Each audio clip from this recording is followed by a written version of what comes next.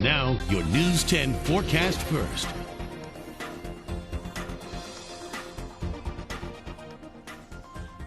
Good morning, everyone. Temperatures in the mid-40s for this morning, mostly cloudy and chilly. We'll keep the clouds in the forecast for this afternoon. Highs only in the lower 50s, and we could see a few light showers through the day. Full details on that weather forecast coming up in the next few minutes. Passe Partout starts right now. Right now, two men share their stories about being behind bars for crimes they did not commit, and it's all to help others in their shoes. And some lane closures for you at the I-10 I-49 interchange as a result of repairs to the overpass. Live from Acadiana, your local news leader, this is Passe Partout.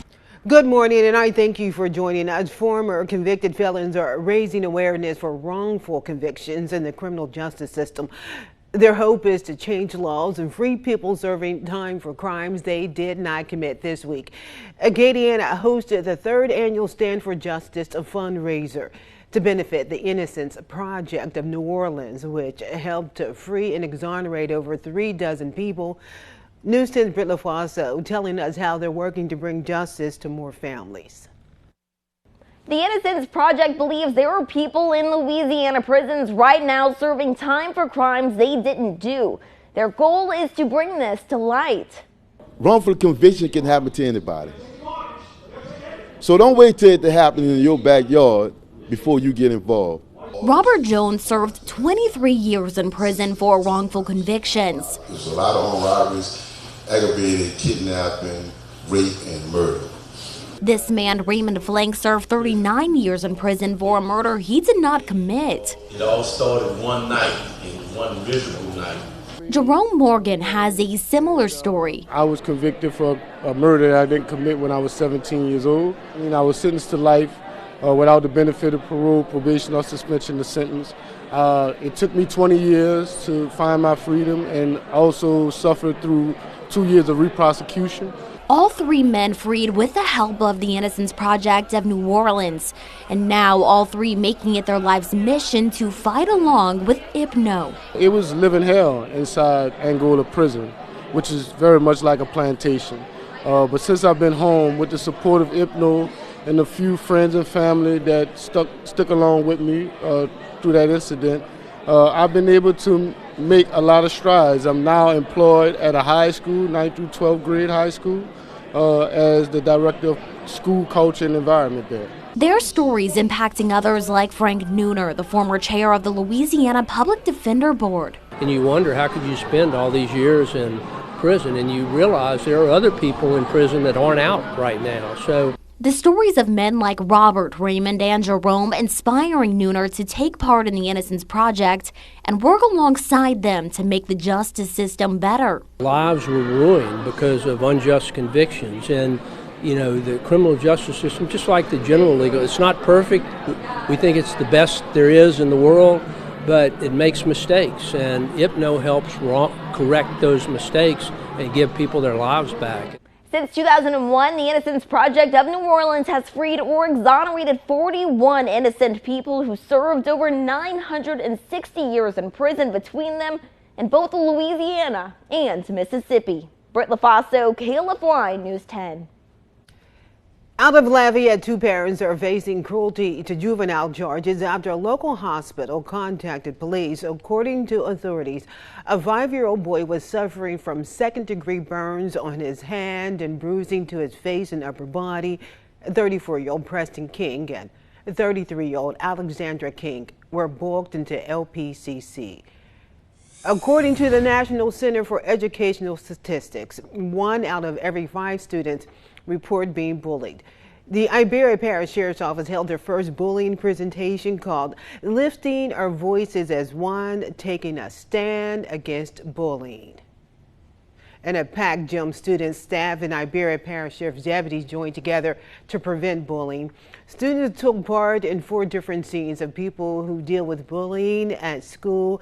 They also showcased the negative impact it has on their lives and those around them. People who lost loved ones and were victims of bullying spoke about their experiences.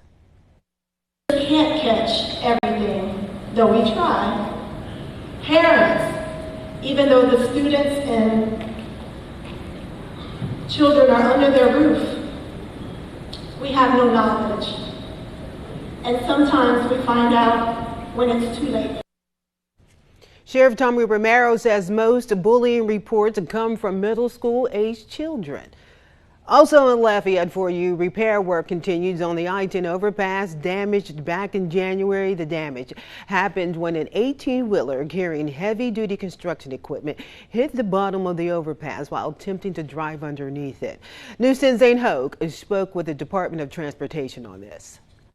As part of phase 2, some of the work is going to include lifting those pieces into place. Once those pieces are lifted into place, then crews will do what's called a concrete pour so that we can tie in those new components into the existing I-10 eastbound overpass. Juliette says the new pieces of the overpass will be lifted into place beginning at midnight tonight. However, pouring the concrete may face delays due to Friday's rain and the cold temperatures coming this weekend. There is a possibility that the weather could impact us as far as the timing of when we'll actually do the concrete pour. We may have to delay it just slightly, but we do anticipate doing it within, the next few days. So. With Phase 2 planned to be completed by Monday morning, Juliette says the overpass repairs are nearly finished. We can see the light at the end of the tunnel. After that concrete has cured, you have to give it enough time in order to cure. Then they'll be able to come in, do any other additional work to make sure all the components are tied in together, but also put down the new striping so that we can get all those lanes on I-10 eastbound back to the way they were before. While the repair work is being done this weekend, I-10 eastbound is going to be reduced to one lane for you, and the I-49 north exit will be completely closed. The overpass should be finished by the beginning of April. Louisiana saw a 17% increase in electricity bills last year, with the average person consuming just over 1,200 kilowatts per month. This makes Louisiana the #1 consumer for electricity in the country. Ownerly, a company researching utility use across the country, says the monthly bill for electricity in Louisiana averaged at about $150 last year. Slimco spokeswoman Mary Pritchard says utility companies usually increase consumer charges because of the increase of fuel costs and an increase in consumer usage. Louisiana Public Service Commissioner says utilities have increased in cost because of the changing climate, as well as the lack of weatherization of homes. He says is a challenge his office wants to address. So when you tackle on these older homes who are not weatherized, and then you add on the changing climate, which means we are getting hotter summers and hotter days, we're getting colder winters, means you're having to use more and more energy to just make basic needs. And so that is becoming one of the serious challenges that we have to address if we want our bills to stay catastrophically low, because they're going to rise continuously the more our weather changes and the less our homes are prepared for them. All right, here's something that's interesting. Officials say ways to decrease utility usage and lower costs are to hang dry clothes instead of using a dryer. Remember those days, huh? Weather stripping doors and windows to keep air and out. More information on these tips and how you can save on your utilities can be found, of course, on our website. That's KLFY.com. Trevor Sonye over in the Weather Center, and it is cold out there, and we've had a few cold days. I'm sure we got a few more up ahead.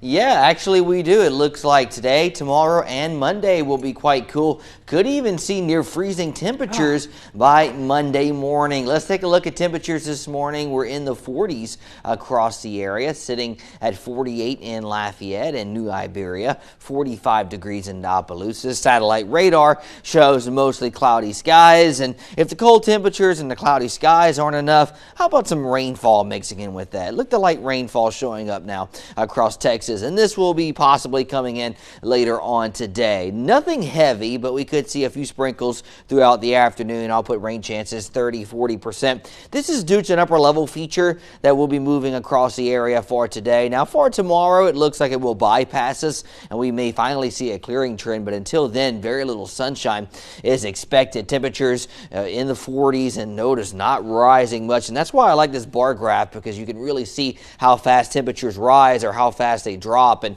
when they're even like this, temperatures are just not moving much, and that's expected through the day today, with temperatures somewhere in the lower 50s for a high. Future track shows these light showers moving across the area, clearing clouds for tonight. A mix of sun and clouds for tomorrow. I'll call it partly sunny, and we may see a little more sunshine, so highs getting into the mid-50s, but cold for today. Our future track is only showing temperatures in the lower 50s for highs, upper 30s for tonight. So this is well below average for this time of year, especially heading into middle March, and 50s again for tomorrow. And you can thank the northerly winds for this. Notice these northeasterly winds at about 8 to 16 miles per hour, and we'll keep the north winds in the forecast for tomorrow as well.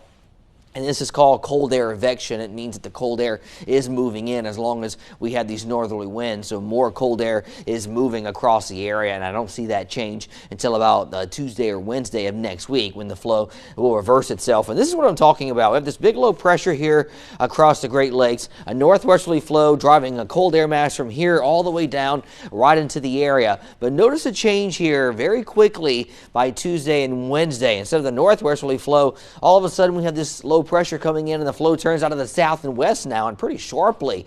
And that's why we'll see a big drastic temperature swing through this week. We'll be in the 50s for today, tomorrow, and Monday, and already in the lower 80s by Thursday and Friday, believe it or not. So a tale of two seasons in the next 7 days for sure.